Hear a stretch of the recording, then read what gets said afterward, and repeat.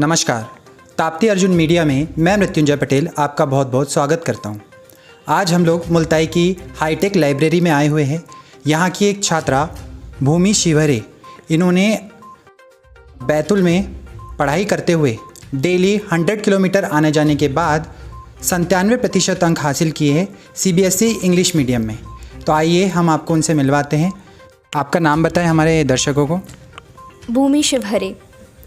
तो भूमि, सबसे पहले तो आप हमें बताइए कि मुल्ताई में आपकी स्टडी जो हुई है, तो आप बैतूल जब ट्रांसफ़र हुई थी या पढ़ने के लिए गई थी तो कौन सी क्लास से गई हुई थी? मैं एक्चुअली क्लास 2nd तक के मैं मुल्ताई में थी। उसके बाद में 3rd क्लास से लेकर 8th क्लास तक के मैंने अपनी पढ़ाई नागपुर से करी।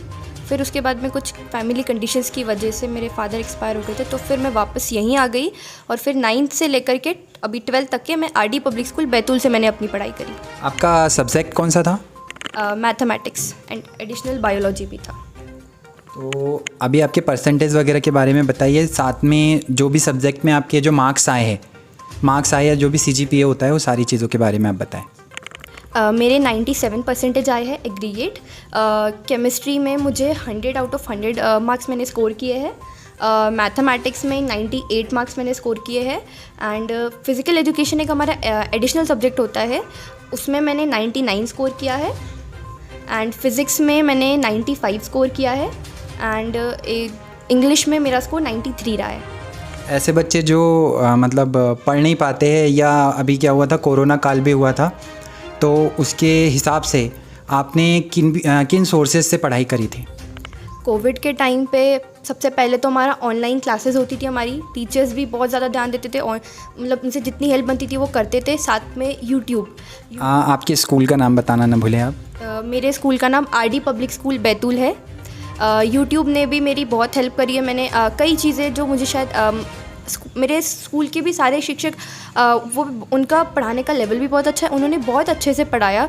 लेकिन शायद कुछ चीज़ें अगर मुझे नहीं आती थी तो मैं यूट्यूब के थ्रू उन्हें पढ़ती थी या फिर कुछ क्वेश्चंस की प्रैक्टिस करा करती थी।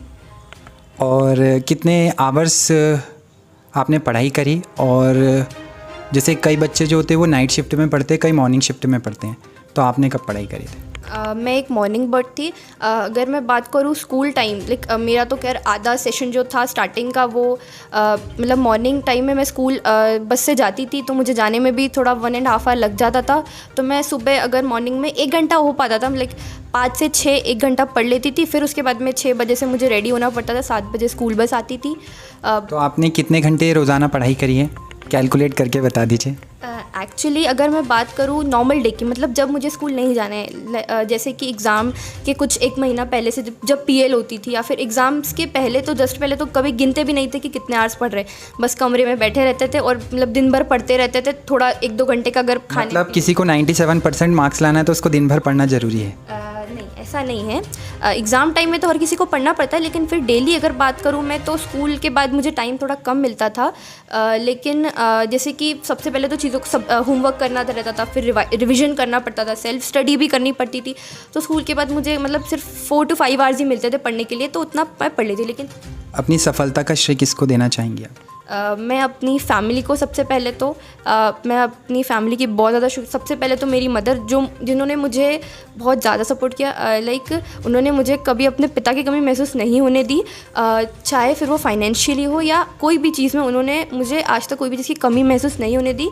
और मैं अपने पूरे परिवार का स्पेशली अगर मैं बात करूँ तो मेरी मम्मी जैसी मेरी भाभी, मैं उनका भी और बाकी अन्य परिवार वालों का भी बहुत ज़्यादा शुक्रगुजार हूँ। जब मुझसे घर पे पढ़ाई नहीं होती थी तो मैं अपनी भाभी के घर पे उनके कमरे में पढ़ाई करती थी। और कई दिन ऐसे भी होते थे मेरे, जब अपने घर नहीं जाती थी वहीं पढ़ती थी और वो मुझे हाथ में खाना ला के देती थी। फूफा जी मेरे, वो मुझे चाय ला कर देते थे हाथ में टाइम पे। तो वो बात भी है कि उनका सपोर्ट भी, सभी का सपोर्ट रहा है। वो मुझे बस इतना बोलते थे कि बेटा तू पढ़, बाकी चीज़ें हम देख लेंगे, फिर चाहे वो रात के 10 बजे तक हो या 11 बजे तक हो। बात करेंगे आने वाले समय की। आपने कुछ टारगेट बना के रखे होंगे जी, तो उस टारगेट को किस तरह से अचीव करेंगे? आपके टारगेट क्या है वो हमारे दर्शकों को आप बताएं। मैंने 10th के बाद ही मैंने ये डिसाइड कर लिया था कि मुझे एक इंडियन एडमिनिस्ट्रेटिव मतलब मुझे इंडियन एडमिनिस्ट्रेटिव सर्विसेज में जाना है, मुझे एक IAS ऑफिसर बनना है। तो मैंने सोचा, मतलब अभी मैं मेरा ये है ड्रीम है कि मैं दिल्ली यूनिवर्सिटी में एडमिशन लूँ, साथ साथ में अपनी पढ़ाई करूँ और फिर उसके बाद में जो सिविल सर्विस एग्जामिनेशंस को क्लियर करूँ। तो आप IAS करना चाहती हैं। तो बात करेंगे हम फ्यूचर की। तो फ्यूचर में आप IAS करना चाहती है। IAS को लेकर आपने किसी कोचिंग के बारे में कंसल्ट किया हुआ है किसी कोचिंग से, या फिर दिल्ली यूनिवर्सिटी जाकर ही आप सारी चीज़ें करना चाहती है उसके बाद? अभी फ़िलहाल तो मेरे अभी बोर्ड के एग्जामिनेशंस ख़त्म हुए, अब रिज़ल्ट आया है। तो कुछ कॉम्पिटिटिव एग्ज़ाम्स थे, जैसे कि दिल्ली यूनिवर्सिटी में एडमिशन के लिए इस साल CUET का एक एग्ज़ाम हो रहा है, कॉमन एंट्रेंस यूनिवर्सिटी टेस्ट। तो मैं अभी तो फ़िलहाल एग्ज़ाम्स के लिए प्रिपेयर कर रही हूँ। उसके बाद में जब थोड़ा थोड़ा अभी मैं वही जैसे कि डेली, मतलब मैं थोड़ा थोड़ा अभी और उसके बारे में थोड़ा सोच रही हूँ कि मुझे डिग्री कौन सी परस्यू करना है, साथ में क्या क्या चीज़ें करना है आगे।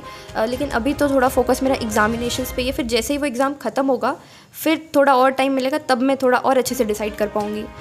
चलते चलते हमारे दर्शकों को और आपके जो उम्र के बच्चे हैं उनको आप कोई संदेश देना चाहेंगी, कोई मैसेज अपने परिवार वालों को, अपने टीचर्स को जो आपको देख रहे हैं? मैं सबसे पहले तो अपने परिवार वाले और मेरे सारे के सारे टीचर्स को बहुत ज़्यादा धन्यवाद करती हूँ उनका बहुत, क्योंकि अगर वो लोग मेरा सपोर्ट ना करते या मेरी सहायता नहीं करते तो आज तो ये नहीं हो पाता, बिल्कुल भी नहीं हो पाता था। और मैं जो बच्चे जो पढ़ रहे हैं उनके लिए मैं बस इतना ही बोलूँगी कि हार्ड वर्क, डिटर्मिनेशन और consistency will lead you to success. तो अभी हमने आपको भूमि शिवरे से मिलाया, इसके साथ ही निक्षा भी यहाँ पर उपस्थित है जो कि हमारी कराटे की स्टूडेंट है। साथ में इन्होंने भी इस साल 12th के MP बोर्ड के एग्ज़ाम में अपने स्कूल में टॉप किया था। दोनों एक दूसरे को कोरिलेट कर रही हैं। तो आइए हम निक्षा से भी आपको मिलवाते हैं। तो निक्षा, सबसे पहले तो आप ये बताइए कि आप फ़िलहाल यहाँ लाइब्रेरी में आए हुए हैं हम लोग, तो लाइब्रेरी की सुविधाओं को लेकर आप सेटिस्फाई है या नहीं है? यस सर, मैं सेटिस्फाई हूँ। यहाँ पे सभी चीज़ें अवेलेबल है, वाईफाई एंड सभी क्लीननेस भी है, शांति भी है, सभी चीज़ें अवेलेबल है। तो जैसा कि हम आपको बता रहे हैं, सबसे बड़ा मुद्दा होता है स्कूल लाइफ में पढ़ाई और खेल। जो बच्चा पढ़ाई और खेल दोनों में बैलेंस कर पाता है वो काफ़ी आगे निकल जाता है। ज़्यादातर बच्चे जो स्पोर्ट्स में काफ़ी आगे होते हैं वो पढ़ाई में पीछे रह जाते हैं, और जो पढ़ाई में काफ़ी आगे होते हैं वो स्पोर्ट्स में पीछे रह जाते हैं। फ़िलहाल मैं आपको निक्षा से मिलवा रहा था। इस बेटी ने कराटे में, मार्शल आर्ट में अपना एक अलग मुकाम हासिल किया है। तो हम उनसे स्टडी और स्पोर्ट्स दोनों को कैसे बैलेंस करते हुए उन्होंने सफलता प्राप्त की है, इस बारे में चर्चा कर लेते हैं। तो निक्षा, आप बताइए कि स्पोर्ट्स को लेकर आपकी क्या थॉट है? मैंने स्पोर्ट्स में भी काफ़ी टाइम दिया है, दोनों चीज़ें बैलेंस हो जाती है। अगर अपन चाहे तो स्टडी भी प्रॉपर कर सकते हैं, ट्यूशन्स और स्कूल्स में जाके अपन स्टडी हो जाती है, सेल्फ स्टडी भी कर सकते हैं एंड थोड़ा टाइम अपन खुद को भी दे सकते हैं अपनी पर्सनैलिटी को डेवलप करने के लिए। 24 आवर्स में से कम से कम 1 घंटा आप लोग अपने फिज़िकली अपने आप को फिट रखने के लिए ज़रूर इस्तेमाल करें, और बाकी के जो 23 आवर्स है उसमें से भरपूर नींद ले, पूरी तरह से अपने आप को प्रिपेयर करे, खाना पूरा खाए। उसके बाद जो भी टाइम बचता है उसमें सेल्फ स्टडी करें, और स्कूल में जो भी आपको स्टडीज़ करवाई जा रही है वो सब करें।